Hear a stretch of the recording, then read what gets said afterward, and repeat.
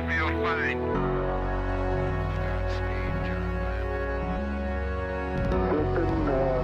Tranquility Base here. The Eagle has landed. Rocket Tranquility, we copy you on the ground. New possibilities are opening up for scientific cooperation between countries. 2-1-0-0. Liftoff. American return to space as Discovery clears the tower. Discovery, go and throttle up. Discovery Roger, go for deploy. Everybody in the shuttle program, the crew is go for launch. Roger, nice to be in orbit. We have followed in their footsteps to get us where we are today.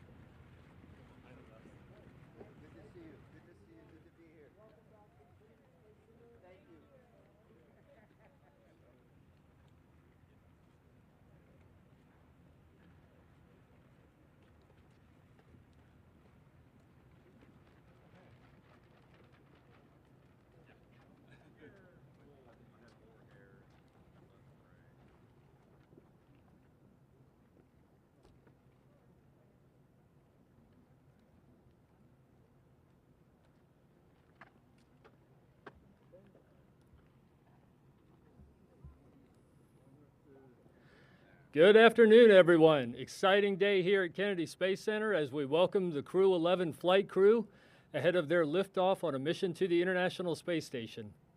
I am Steve Seisloff with NASA's Office of Communication, and with us, having just arrived from Houston, we have NASA astronauts Commander Zena Cardman, pilot Mike Fink, JAXA astronaut Kimiya Yui, and Roscosmos cosmonaut Oleg Platonov.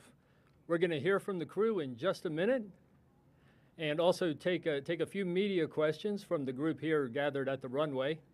Liftoff of the Crew-11 mission is slated for Thursday, July 31st at 12:09 p.m. Eastern Time.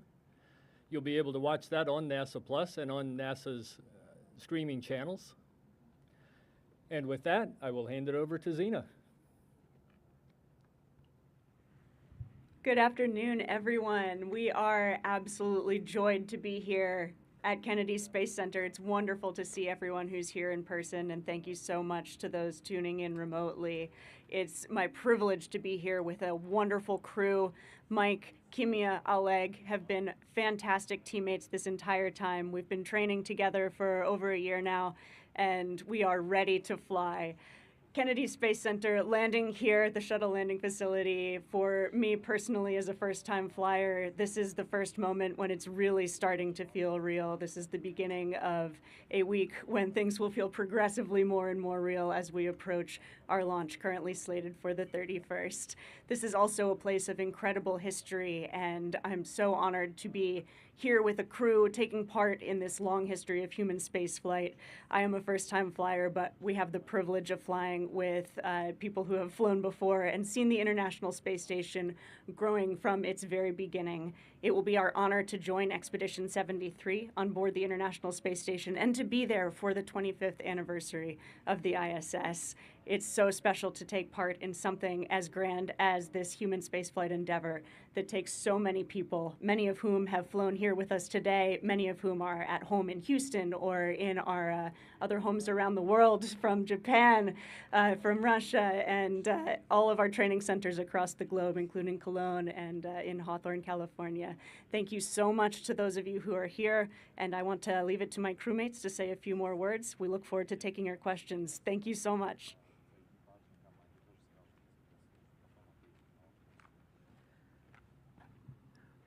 Boy, it's great to be back, and it was great to, like Zena said, to land at the shuttle landing facility.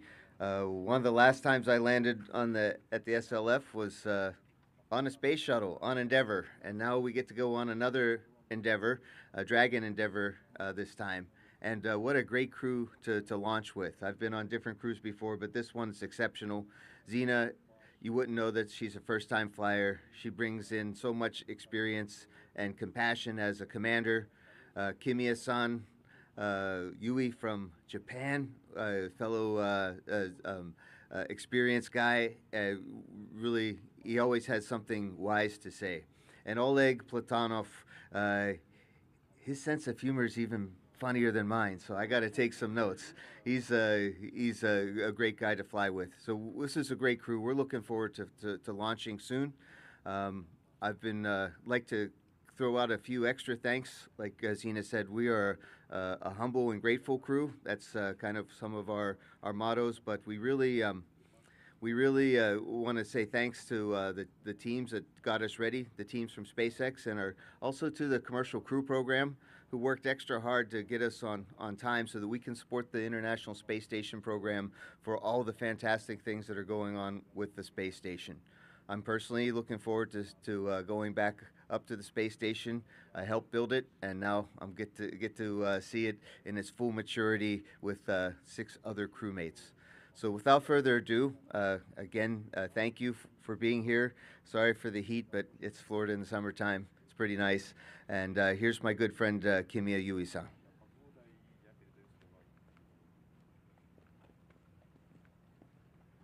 Thank you for coming. I'm Kimiya Yui. I'm so grateful to be here as a part of this great team, Crew-11.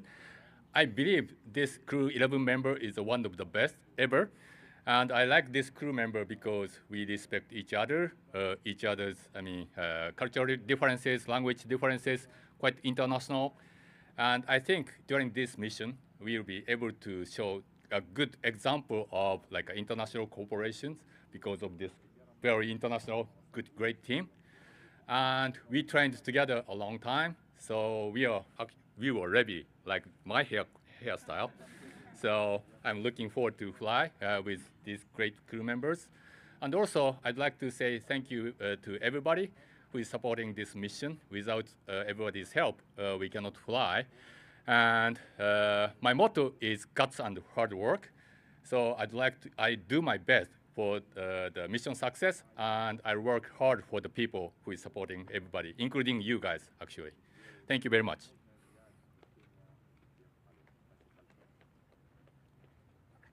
Hello everybody, my name is Oleg Platonov and I am mission specialist 2 for our Crew-11, and this is my honor to be here in the so unique and historical place, and I'm very glad to be here, and I'd like to say thank you very much to NASA, to SpaceX and for Roscosmos for this unique opportunity, and I have very super great crew, and I believe and I hope as soon as possible and on time we will be in space. Crew-11, go! Thank you, everyone. We are going to open it up now for media questions. If you have a question, please come up to the microphone. Please limit it to one question per outlet, and we'll start with you. Hi, Richard Tribou. Richard Tribou with the Orlando Sentinel. This question is for Zena. You were supposed to be the penultimate member of your, at least NASA side, Turtle class to make it to space. That didn't quite happen. But since you will be the last of the NASA side for Turtles, is there anything special related to that that you have planned, that they have planned, and what is next for your class? Thanks. Hey, thanks for the question. Yes, of course, in spaceflight, the journey is often nonlinear. It's just a privilege to be here with this crew especially. I have the privilege of overlapping with one of my classmates, Johnny Kim, who's currently on board as a member of Expedition 73. I also have the privilege of flying with Kimiya Yui, whose patch has a turtle on it, and so that makes him an honorary turtle in my heart. And of course, I'm just the last of the US members of my turtle class. We have Canadian classmates as well, who I hope to see in orbit soon. It's such a journey, and I think, although of course for Crew 9 I had many hopes, the only thing that mattered was getting the crew home safely, and I think we all did our part together to make that happen. Hi, Will Robinson Smith with Spaceflight Now. Good to see you all again. Question for Mike, if I may.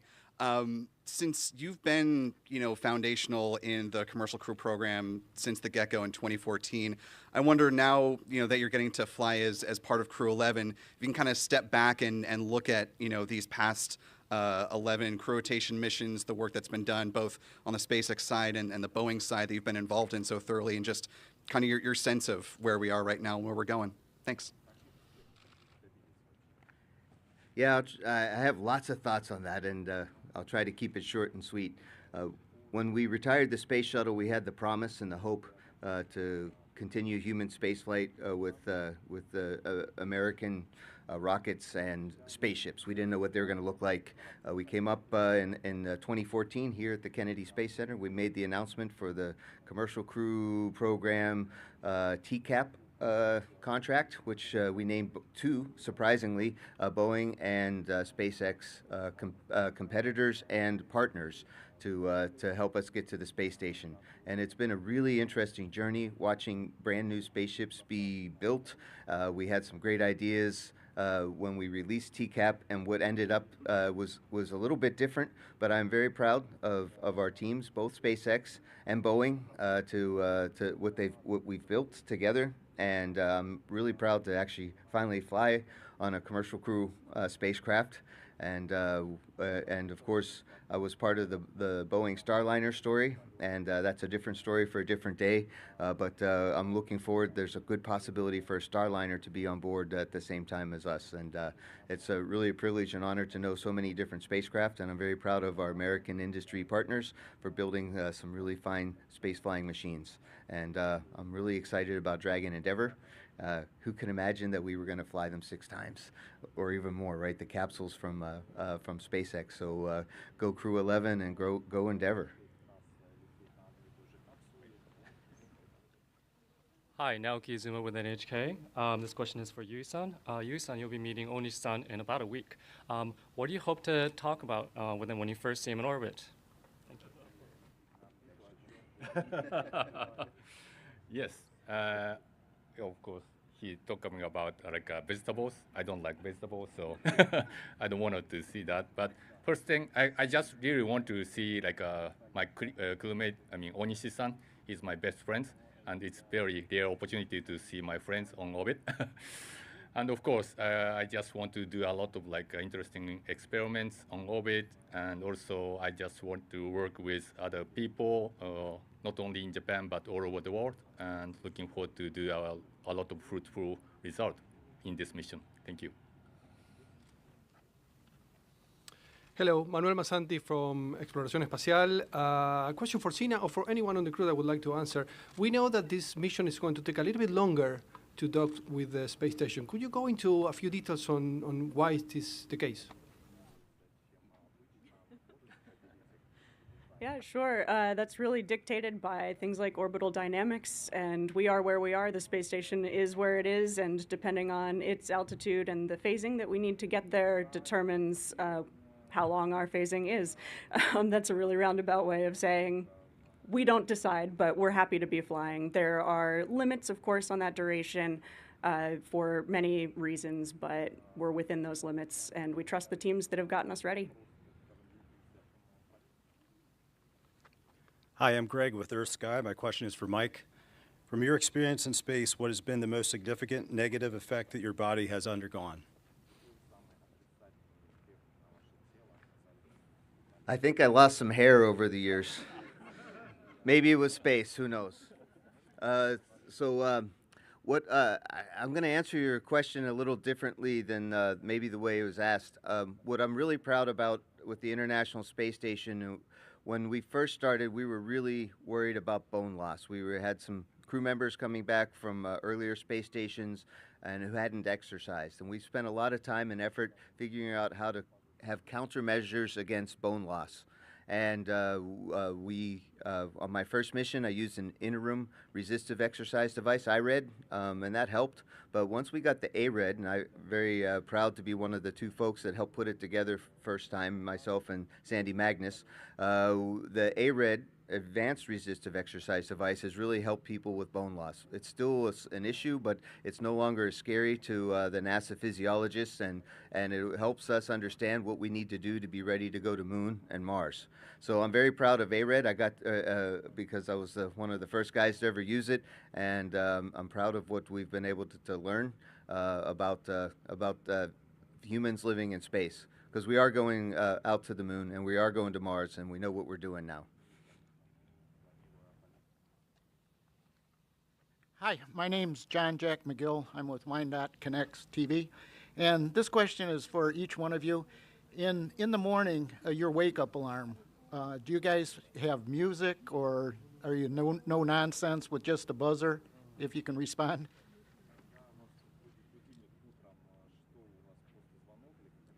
I'm a no-nonsense kind of person, otherwise I might not ever get out of bed.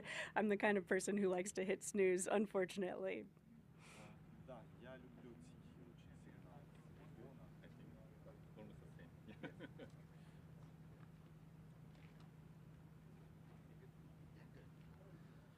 Hi, Derek Newsom with DerekSpace.com. You mentioned this being the sixth flight of Crew Dragon Endeavour, which had originally only been certified for up to 5 flights. Could you detail some of the changes that had to be made between its last flight and now to increase that certification and potentially look for future missions? Yeah, really not a lot of changes specifically, other than making sure that each individual component is ready to go. Of course, the Dragon capsules get refurbished after every single flight, and so this one, because it's pushing the limits, it's the leader as far as experience for capsules. We're just being extra careful to make sure that we certify the entire vehicle, every detail from the inside out, which is really amazing. It takes a huge team of people to do this. They've been working nonstop for many months now, so with deep gratitude to that team for making sure that we'll be safe to fly. And that was our last question today. Thank you so much. Again, this is the Crew-11 crew. They are heading to the International Space Station. Their liftoff is targeted for Thursday, July 31st, 12:09 p.m. Eastern Time. You'll be able to watch that countdown and liftoff on NASA Plus and on NASA's social media channels. You'll also be able to watch the whole week's countdown and pre-launch activities on NASA's social channels and at nasa.gov. Thank you, everyone. Have a good afternoon, and go Crew-11.